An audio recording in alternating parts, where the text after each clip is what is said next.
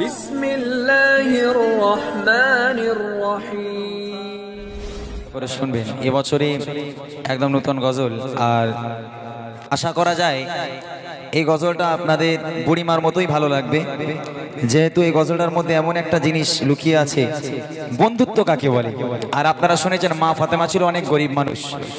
ঘটনা হলো ইহুদি নারীর সঙ্গে মা ফাতেমার এমন বন্ধুত্ব হয়েছিল যে বন্ধুত্ব একে অপরকে না দেখে থাকতে পারতো না, একে অপরের সঙ্গে কথা না বলে থাকতে পারতো না।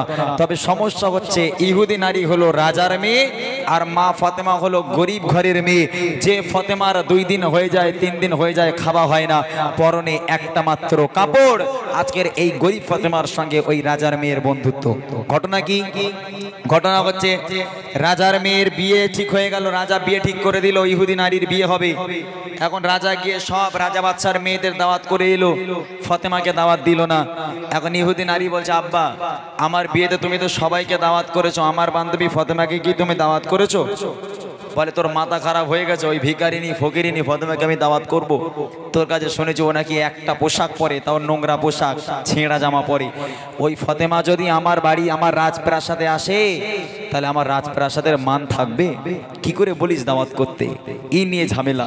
এখন ওই গরিব ফাতেমা রাজার বাড়িতে আসবে কি না এইটা শোনার জন্য এখন অপেক্ষা করুন। কত সুন্দর কথায় ছন্দের মাধ্যমে কবি লিখছে, একে ইহুদি নারী ছিল যার বন্ধু ছিল মা ফাতেমা, ভালোবাসা প্রেম মায়া মমতা ছিল তাদের অনুমে রোদা, ছিল তাদের অনুমে রোদা।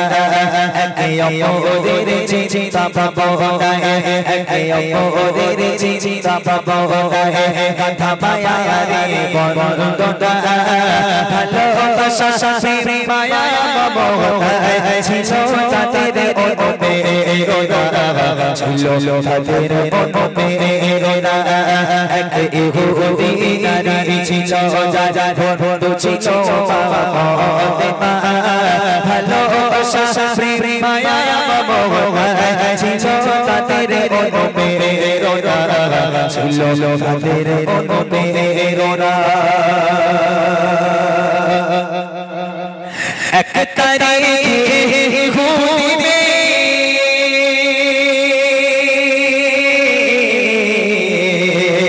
এক তারিখে ইহুদি মেয়ে বিয়ে হবে ঠিক হলো, মেয়ের পিতা একে একে সবিও চোখের দাওয়াত দিল। এক তারিখে ইহুদি মেয়ে বিয়ে হবে ঠিক হলো, মেয়ের পিতা একে একে সবিও চোখের দাওয়াত দিল, প্রিয় চোখের দাওয়াত দিল। মেয়ে বনে দাওয়াত দিয়ে এসো, মেয়ে বনে দাওয়াত দিয়ে এসো, আমার বান্ধবী ফাতেমা আইলে সে আমার বাড়ি, বিয়ে আমি করব না, বিয়ে আমি করব না। এক ইহুদি নারী ছিল যার বন্ধু ছিল মা ফাতেমা, ভালোবাসা প্রেম মায়া মমতা ছিল তাদের অনুমে রোদা, ছিল তাদের অনুমে রোদা। মেয়ে বলছে, আব্বা তুমি যদি আমার বান্ধবী ফাতেমাকে দাওয়াত না দাও তাহলে কিন্তু বিয়ে আমি করব না। এখন বাপ বলে, তোর মাথা কাজ করছে? ওই গরিব ফাতেমা ভিখারিনী ফকিরিনী যার খাওয়া হয় না, যার পরনে একটা কাপড়, ওই ফাতেমা যদি ওই নোংরা পোশাক পরে আমার রাজপ্রাসাদে আসে তাহলে কি আমার রাজপ্রাসাদের মান থাকবে? কি বলিস কি করে ফাতেমাকে দাওয়াত দিতে? খবরদার, তোর প্রস্তাব আমি মানতে পারবো না। মেয়ে না ছোট বান্দা, মেয়েদের জেদ একটু বেশি হয় না? হ্যাঁ, মেয়ে যদি বলে আব্বা কাল আমার ওইটা লাগবে তাহলে এ তো আবার ছাড়বে, মেয়েদের জেদ বেশি হয়। তখন মেয়ে বলছে, আব্বা আমিও কিন্তু তোমার মেয়ে, তুমি দাওয়াত দেবে না আর বিয়েও আমি করবো না, দেখি তুমি কি করো। আব্বা জান তখন রেগে গেল, রেগে গিয়ে মেয়েকে কি বলছে দেখেন, আসবে বড় বড় রাজা বাদশা,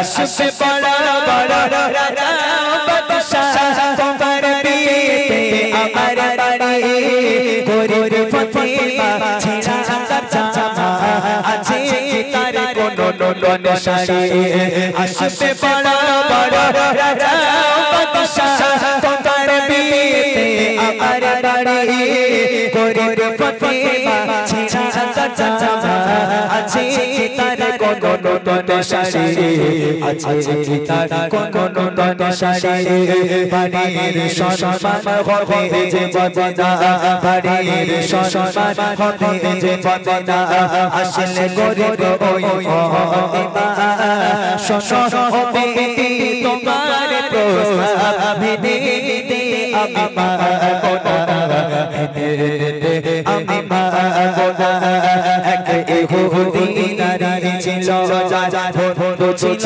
বাবা ফতিমা ভালোবাসা প্রেম মায়া মমতা ছিল তাদের অনুপ্রেরণা ছিল তাদের অনুপ্রেরণা মেয়ে জিতে গেল আর বাপ হেরে গেল মেয়ের জেদের কাছে বাপ পারলো না বাপ হেরে গেল এখন বাপ হেরে গেছে আর কিছু করার নেই তখন বাপ বলছে ঠিক আছে তোর প্রস্তাব আমি মেনে নেব তোর বান্ধবী ফাতেমাকে আমি দাওয়াত দেব তবে আমার একটা শর্ত আছে বলে আব্বা কি শর্ত বলে আমার বাড়ি আসবে সব রাজার মেয়েরা যেমন দামি দামি পোশাক পরে আসবে তোর বান্ধবী ফাতেমাকে বল ওই রকম দামি পোশাক পরে যদি আসতে পারে তাহলে আমার রাজপ্রাসাদে এন্ট্রি আছে আর যদি ভিখারিনী ফকিরিনীর মতন করে যদি তোর বান্ধবী ফাতেমা আসে তাহলে মনে রাখিস আমি কিন্তু অপমান করে তাড়িয়ে দেব তখন ফোনের জামানা ছিল না চিঠির জামানা ছিল তখন চিঠি লিখে ইহুদি নারী মা ফাতেমার কাছে পাঠিয়ে দিল যে বাবু এই ব্যাপার আব্বা রাজি হচ্ছে না অনেক কষ্ট করে রাজি করিয়েছি তুমি আমার বিয়েতে এসো তুমি না আসলে আমি বিয়ে করবো না তবে আমার আব্বা বললে যে তুমি যেন নতুন জামা পরে রাজার মেয়ের মতো করে এসো বাবু এদিকে আম্মা জান ফাতেমা হাসতে হাসতে দাওয়াত কবুল করে নিল ঠিক আছে বাবু আল্লাহ যদি বাঁচিয়ে রাখে আগামীকাল সকালে তোমার বিয়েতে মা ফাতেমা যাবে অসুবিধা নেই কিন্তু মা ফাতেমার গায়ে একটা পোশাক দ্বিতীয় নম্বর পোশাক আর নেই নতুন জামা পাবে কোথায় এইবার দেখেন কি হচ্ছে অনেক বলার পর পিতাকে রাজি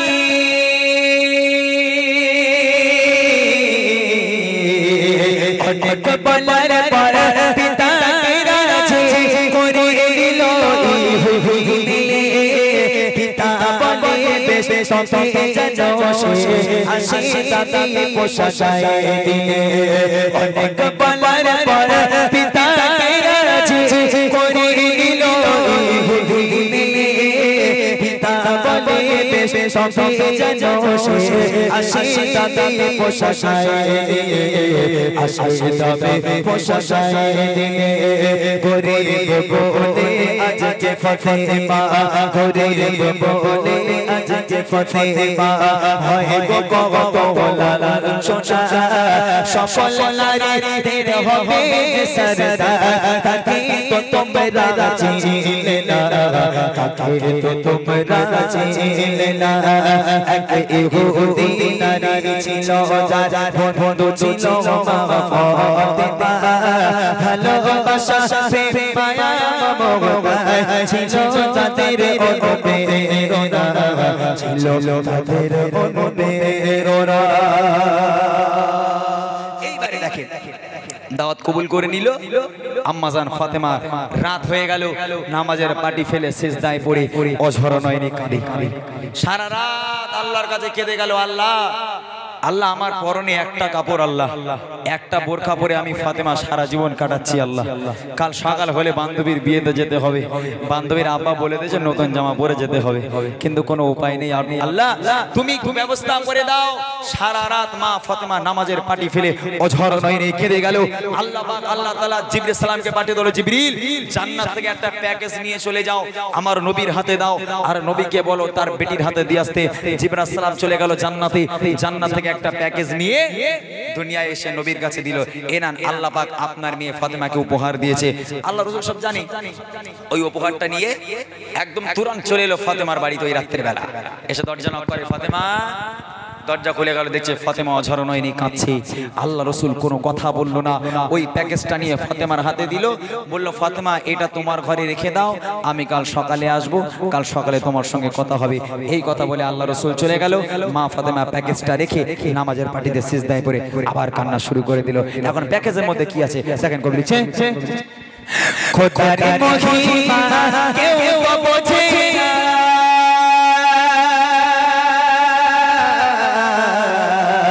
খোদার মহিমা কেউ তো বোঝে না। জিবরিল এলো মোর নবীর কাছে, চাচা তো এসে কিছু সামানা দিয়ে গেল মোর নবীর হাতে। খোদার মহিমা কেউ তো বোঝে না, জিবরিল এলো মোর নবীর কাছে, চাচা তো এসে কিছু সামানা দিয়ে গেল মোর নবীর হাতে, গেল মোর নবীর হাতে। ফাতেমা বাড়ি গিয়ে মোর নবী, ফাতেমা বাড়ি গিয়ে মোর নবী বলছে শোনো ফাতেমা, খোদার উপহার তোমার তরে কবুল করো এই নজরানা, কবুল করো এই নজরানা। সকাল হয়ে গেল, এইবারে বিয়ে বাড়িতে যেতে হবে। সকাল হয়ে গেছে, বিয়ে বাড়ি যাওয়ার সময় এসে গেছে। জামা তখনও জামা পাইনি ফাতেমা, ওই একটাই জামা পরে আছে। এদিকে বিয়ে বাড়ি যাওয়ার সময় হয়েছে, দাওয়াত কবুল করেছে, মা ফাতেমাকে যেতেই হবে, নাহলে ইহুদি মেয়ে বিয়ে করবে না। এখনো জামা জোগাড় হয়নি। ভোরের বেলা আল্লাহ রসুল ফাতেমার বাড়ি আবার এলো। ফাতেমা, দরজা খোলো। দরজা খুলে গেল, দেখছে ছলো ছলো নয়ন নিয়ে মা ফাতেমা দরজার সামনে এসে কিচ্ছু বলে না, মাথাটা হ্যাট করে ছলো ছলো নয়ন নিয়ে আব্বার দিকে তাকিয়ে আছে। আব্বা জান বলি, ফাতেমা কাল রাতে যে প্যাকেজটা তোমার কাছে দিয়েছিলাম তুমি কি খুলে দেখেছো? তখন ফাতেমা বলছে, আব্বা আপনি তো আমাকে খুলতে বলেননি, আপনি বলেছেন রেখে দিতে, আমি রেখে দিয়েছি, আপনি তো খোলার হুকুম দেননি। কেমন ফাতেমা বলেন, এমনি আর জান্নাতের রানী, আর আমাদের ঘরের মেয়েদের বাপ যদি রাত্রে কিছু একটা দেয়, খুকি তোর ঘরে রেখে দে, কাল সকালে লোবো। ও আল্লাহ, বাপ চলে যেতে যা দেরি, দরজা ছিটকে ছিঁড়ে খুঁড়ে রেখে দেখবে কি আছে ওর মধ্যে। কিন্তু নবীর মেয়ে ফাতেমা সে বলছে, আব্বা আপনি তো আমাকে খুলতে বলেননি, আপনি বলেছেন ফাতেমা রেখে দাও, কাল সকালে কথা হবে, আমি ওইভাবে রেখে দিয়েছি। বলে নিয়ে এসো। প্যাকেজটা নিয়ে আসা হলো। প্যাকেজটা নিয়ে আসার পর ছেঁড়া হলো। ছিঁড়ে দেখছে আল্লাহ পাক আল্লাহ তাআলা জান্নাত থেকে আম্মাজান ফাতেমার জন্য দুনিয়ার বুকে সবচেয়ে দামি একটা পোশাক আর দুনিয়ার বুকে সবচেয়ে দামি একটা খুশবু আল্লাহ পাক আম্মাজান ফাতেমাকে উপহার দিয়েছে। আর একবার জোরে বলুন। সারাটা রাত মা ফাতেমা কাঁদলো। সারা রাত মা ফাতেমা কেঁদে গেল নামাজের পার্টিতে। এদিকে রাত্রেই পোশাক জোগাড় হয়ে গেছে। আম্মাজানের মুখে এবার হাসি এলো, খুশিতে বাগে মা রাত প্রাসাদে যাবে, আজকের ইহুদি নারীর বিয়েতে যাবে। আম্মাজান ফাতেমা গোসল করে ফ্রেশ হয়ে যখন ওই নতুন জামাটা পরেছে, খুশবুটা লাগিয়েছে, আজকের জান্নাতের রানী ফাতেমা আব্বাকে বলে, আব্বা আপনি এবার আমাকে বিদায় দেন, আমি আমার বান্ধবীর বিয়েতে যাব। আব্বা বলছে, ফাতেমা যাচ্ছ যাও, দুটো কথা খেয়াল রেখো, কোন পরপুরুষ যেন তোমার চেহারা দেখতে না পায়, আর যে সমস্ত নারীরা পরপুরুষের সঙ্গে সম্পর্ক, ওই সমস্ত নারীরাও যেন তোমার আশেপাশে না আসতে পারে, চলে যাও। ফাতেমা সালাম কালাম করে গুটি গুটি পায়ে যাচ্ছে, বিয়ে বাড়ি যাচ্ছে, রাজপ্রাসাদে যাচ্ছে। গন্তব্যে পৌঁছে গেল। মা ফাতেমা যখন ওই রাজার বাড়িতে পা দিল, একদম দুয়ারে পা দেওয়ার সাথে সাথে দেখছে সারি সারি লাইন দিয়ে বসে আছে সব রাজার মেয়ে, একটাও সাধারণ মেয়ে নেই, সব রাজার। ওই সময় মা ফাতেমা এন্ট্রি হলো। মা ফাতেমা পা রাখলো। দেখেন তারপর কি হচ্ছে, যখন ফাতেমা আসলো সে বাড়ি,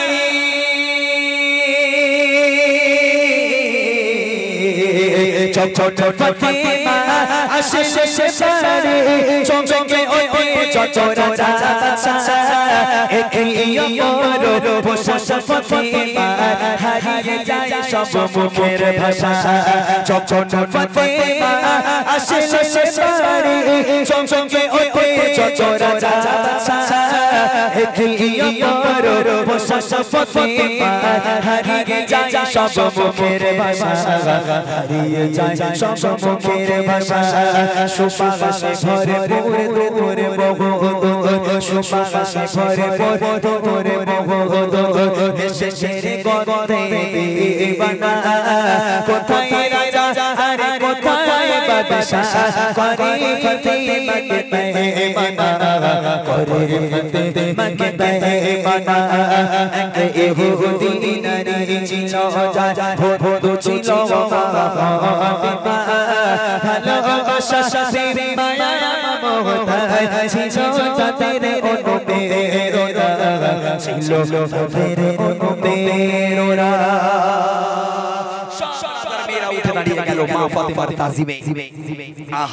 যে সমস্ত নারীরা আজকের মা ফাতেমাকে ভিখারি বলতো, ভিখারি বলে ওই ভিখারি এসছে, ভিখারি, ভিখারি ফাতেমা, যার পরনে একটা কাপড়, তাবলিমানা কাপড়, ছেঁড়া কাপড়, এই ফাতেমাকে আজকের ভিখারি বলতো। আজকের ওই ফাতেমা এমন একটা পোশাক পরে এসেছে, সব রাজা বাদশার মেয়েদের হুঁশ হারিয়ে দিয়েছে। দাঁড়িয়ে গেল সব রাজা বাদশার মেয়েরা। ইহুদি নারী এলো, মা ফাতেমাকে টেনে টেনে নিয়ে গেল স্টেজের ওপর। রাজার বিয়ে মানে বিশাল বিয়ে, রাজার মেয়ের বিয়ে। স্টেজ করা আছে, যেখানে কোণে বসে আছে, কোণের পাশে একটা বড় সিংহাসন দিয়ে আম্মাজান ফাতেমাকে বসানো হলো। দেখেন, এটাই হলো আল্লাহর লীলা খেলা। যে সমস্ত রাজার মেয়েরা মা ফাতেমাকে ভিখারি বলতো, আজকে রাজার মেয়েরা নিচে, আর ওই ভিখারি মা ফাতেমা সবার উপরে আল্লাহ পাক বসিয়ে দিয়েছে। একবার জোরে বলুন। স্টেজে বসে আছে ফাতেমা, আর নিচে বসে আছে রাজার মেয়ে। একজন নারী মা ফাতেমার গায়ে টাচ করে বসেছিল। কিছুক্ষণ পরে দেখছে ওই মহিলার গা থেকে এত সুন্দর একটা খুশবু বার হচ্ছে, যে খুশবুতে পুরো বিয়ে বাড়িটা মাতোয়ারা হয়ে যায়। এখন ওই রাজার মেয়ে থাকতে পারলো না, ও বলে উঠেছে, ফাতেমা বউ একটা কথা বলবো? বলে বলো। বলে রাগ করবে না তো? বলে বলো না। বলে বলতেও খুব খারাপ লাগে, মানে রাজার মেয়েটা ঘ্যাম বেশি না, বলে বলতেও খুব খারাপ লাগে বুবু, তা কিছু মনে করো না বলি। বলে বলো। বলে আচ্ছা বুবু, তুমি যে জামাটা পরেছো আর তুমি যে সেন্টটা লাগিয়েছো, ওই একবার যদি বলতে কোন দোকান থেকে কিনেছো আর এই বাজারটা কোথায়, তাহলে আমি কালকেই আমার বাপকে পাঠাবো, যতই দাম হোক না কেন বাবু, ওই জামা আমি নেবই। আমি রাজার মেয়ে হয়ে আজও পর্যন্ত এত দামি জামা আমি চোখে দেখিনি বাবু। তুমি কোথা থেকে পেয়েছো, কোথায় দোকানটা, একটা বার বাজারের নামটা বলো, কোন বাজার থেকে এনেছো, আমি সেখানে কালকেই আমার আব্বাকে পাঠাবো, যত দাম হোক না কেন এই খুশবু আর এই জামাটা নিয়ে আসবো। এখন ফাতেমা বলবে, আমডাঙ্গা বাজারে চলে যাও, পেয়ে যাবে। এটা তো কোনো বাজারের জিনিস নয়, কোন বাজারের জিনিস নয়, আল্লাহ পাক জান্নাত থেকে উপহার দিয়েছে। ওই সময় বুদ্ধিমতী ফাতিমা সঙ্গে সঙ্গে ব্রেনটাকে খাটিয়ে নিল। তিনি ভেবে নিল, মুচকি হাসি দিয়ে, যা একটা সুযোগ পেয়েছি, সব কটাকে কলমা পড়িয়ে দেবো। এমনিতে জান্নাতের রানী না, মাথায় বুদ্ধি খেটে গেল যে সব কটাকে কলমা পড়িয়ে দেবো। তখন মা ফাতেমা কত সুন্দর করে, কত বুদ্ধি খাটিয়ে ওই ইহুদি নারীদের বলে দিচ্ছে দোকানের নাম, দোকানের মালিককে, ওই বাজারে যাওয়ার রাস্তা কি, ওই দোকানের সেলসম্যানকে, কত সুন্দর করে মা ফাতেমা ইহুদি নারীদের বোঝাচ্ছে। দেখে দোকানে মালিক আল্লাহ তাআলা,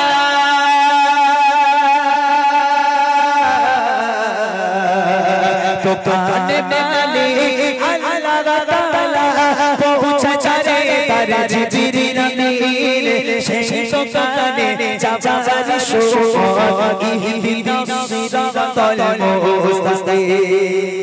সুবহানাল্লাহ, সুবহানাল্লাহ। মা ফাতেমা বলছে যে ইহদিনাস সিরাতাল মুস্তাকিমের পথ ধরে চলে যাও, তাহলে তুমি বাজারটা পেয়ে যাবে। বাজার হলো জান্নাত, আর ওই বাজারে গেলে একটা বড় দোকান পাবে, সেটা হলো এই কাপড়ের দোকান, আর ওই দোকানের মালিক হচ্ছে আল্লাহ। ওই আল্লাহকে ধরো, তুমি দুনিয়ার সব দামি জিনিস পেয়ে যাবে। তাহলে চলতে কোথায় বললো? ইহদিনাস সিরাতাল মুস্তাকিমের পথে।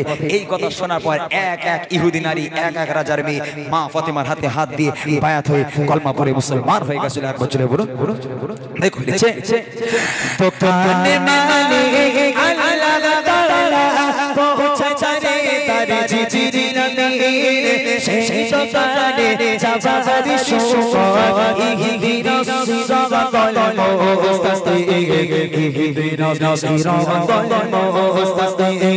শোনো ইরান এমন তার শান, শোনো ইরান এমন তার শান, ও সুছড়ে যায় চোখের কণা, একে একে সব ফাতেমার হাতে পড়ে নিল যে কলেমা, পড়ে নিল যে কলেমা। এক ইহুদি নারী ছিল, বন্ধু ছিল ফাতেমা, ভালোবাসা প্রেম মায়া মমতা ছিল তাদের অনুপ্রেরণা, ছিল তাদের অনুপ্রেরণা, ছিল তাদের অনুপ্রেরণা, ছিল তাদের অনুপ্রেরণা।